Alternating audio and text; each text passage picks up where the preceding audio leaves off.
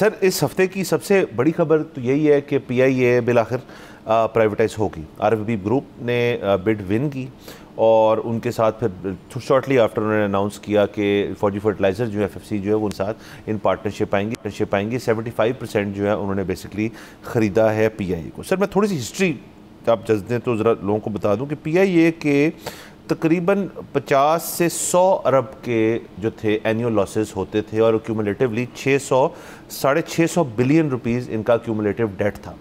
तो गवर्नमेंट ने जब सर पहली बिडिंग की तो उसके अंदर इसके कुछ मामला उन्होंने तय किए थे, लेकिन आपको याद है वो तो बड़ी एक बोगस किस्म की बिड हुई थी जिसमें एक ही पार्टी आई थी और उसके बाद ये सारा मामला तितर बितर हो गया। उसके बाद 2024 में गवर्नमेंट जो है उन्होंने वो काम पे लगे और इन्होंने जो इसकी कॉर्पोरेट रीअरेंजमेंट है वो की थी। ये मैं बात इसलिए बता रहा हूँ कि ये इंपॉर्टेंट है आगे जाते हुए कि अब PIA का क्या होगा। सर वो उन्होंने रीअरेंजमेंट इस तरह की कि उन्होंने जो टोटल अपने लॉसेस थे उनको एक अलहदा होल्डिंग कंपनी में डाल दिया कॉल्ड होल्डको।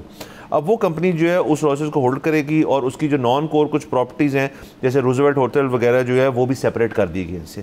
RFB साहब और जो इनके साथ आए हैं इसके अंदर उन्होंने बेसिकली PIA के रूट्स खरीदे हैं, रूट्स एंड जो उनके एयर एसेट्स हैं बेसिकली, जो कि इतने ज़्यादा नहीं है। PIA इफेक्टिवली जो है एक्टिवली मेरे ख्याल में 7, 8 या 10 जहाज़ जो है मेजरली चलाता है, जो उनके छोटे बड़े दोनों मिला लें आप।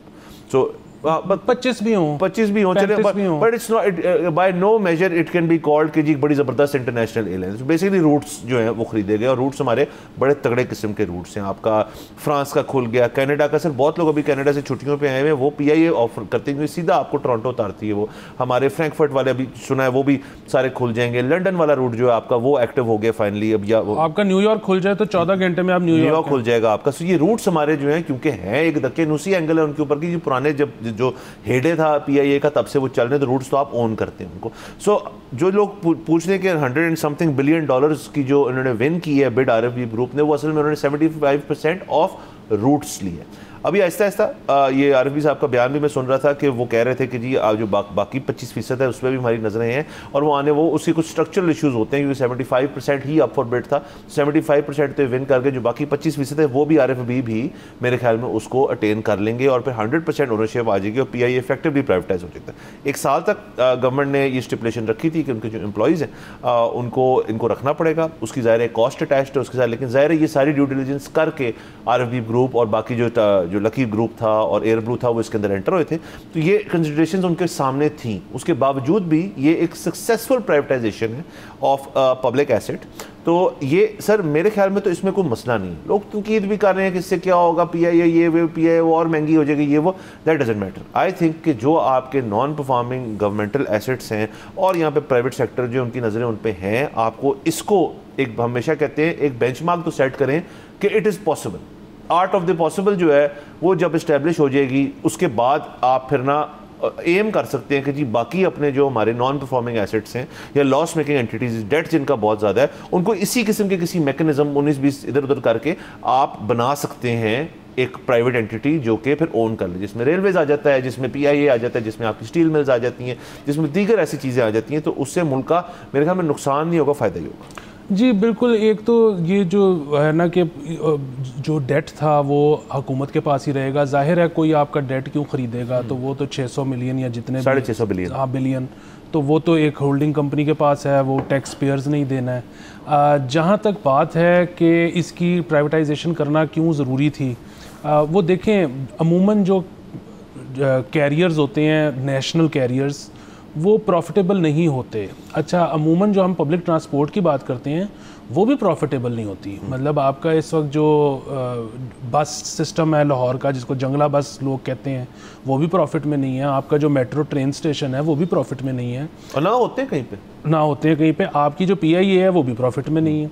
अच्छा शायद प्लीज़ चेक कर लें, शायद ऐन मुमकिन है कि एमिरेट्स भी प्रॉफिट में ना हो, एतिहाद भी प्रॉफिट में ना हो, but there serving a purpose. ठीक है, वो कर क्या रही हैं कि उन्होंने अपने मुल्कों को एक हब बना लिया कि आपने point A two point B जाना है, हमारे पर रुकते हुए जाइएगा, हमारे पास रुकते जाइएगा। ठीक है, उससे उनके मुल्कों को कमाल का ज़र मुबादला मिल रहा है।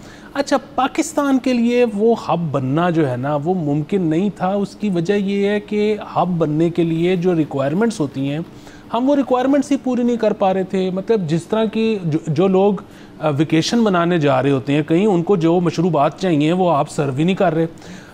आपके पास यहाँ पे अगर कोई स्टे के लिए रुके तो जिस तरह की पब्स, क्लब्स, जो माहौलियात, होटल्स जो एक मुल्क में होने चाहिए वो आपके मुल्क में है ही नहीं। ड्यूटी फ्री बहुत बड़ी एंगल होता है सर उसके अंदर। एग्जैक्टली।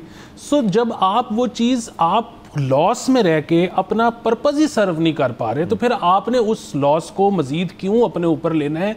इसलिए इसमें तो कोई शक नहीं कि इसकी प्राइवेटाइजेशन हो जानी चाहिए थी। मैं तो इसमें एक स्टेप आगे जाके ये कहता हूँ कि 2016 में जब होने जा रही थी सुखेरा साहब के दौर में, तो तब किसने रोका? जिसने रोका उसका एहतसाब होना चाहिए। अच्छा, दूसरी चीज़ ये कि अब अगर कोई मेरे से पूछे कि, और बल्कि अगर क्या पूछे, हम तो इस शो पे बात करते रहे हैं, मतलब we are no financial experts, we are no economist, but as a Pakistani मेरा तो ये ख्याल था कि इसको बंद कर देना चाहिए था। उसकी वजह ये है कि अगर इसको बंद कर दिया जाता तो अगेन वो जो एम्प्लॉइज़ के अलावा जो आपके ऑपरेशनल कॉस्ट थी वो आज की तारीख से ख़त्म हो जाती। सब्सक्राइब करें और बेल दबाएं ताकि कोई खबर रह न जाए।